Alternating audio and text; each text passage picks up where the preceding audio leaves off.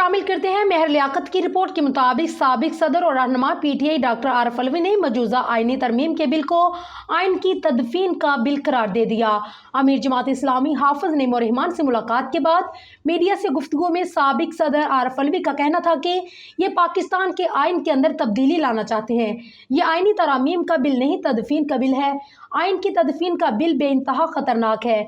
90% लोग बानी पीटीआई के साथ हैं। आरिफ अलवी का कहना था कि बलूचिस्तान के हालात अच्छे नहीं। बलूचिस्तान में हथियार का इस्तेमाल बहुत बढ़ गया है। फौज पाकिस्तान का एक सतून है और चाहता हूं कि उसे कोई नुकसान ना पहुंचे। उनका कहना था कि महंगाई कम होने का मतलब ये नहीं कि कीमतें कम हुई हैं। मुईशत के हालात ये है कि इतना महंगा कर्ज लिया जा रहा है। दूसरी जानिब पीटीआई रहनुमा उमर अयूब ने दावा किया है कि वजीर कानून आजम नज़ीर तारड़ और चेयरमैन पीपल्स पार्टी बिलावल भुट्टो को भी आईनी तरामीम के मसवदे के बारे में कुछ पता नहीं है। उन्होंने कहा है कि ये तमाम लोग कठपुतलियों का किरदार अदा कर रहे हैं। बिल पास हो जाता तो मुल्क में मार्शल लॉ लग जाता। उमर अयूब का कहना है कि आईनी अदालत का जज सदर जरदारी लगाते और अपनी मर्जी के कवानीन बनाते। किसी भी किस्म की सुपर अदालत नाकाबिले कबूल है।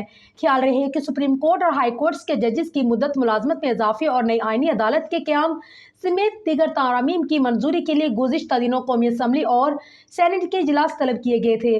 ताहम मौलाना फजल उर रहमान और अपोजिशन के इतराज़ात और तजावीज़ के बाइस आईनी तरामीम मंजूरी के लिए कौमी असम्बली में पेश ना की जा सकी।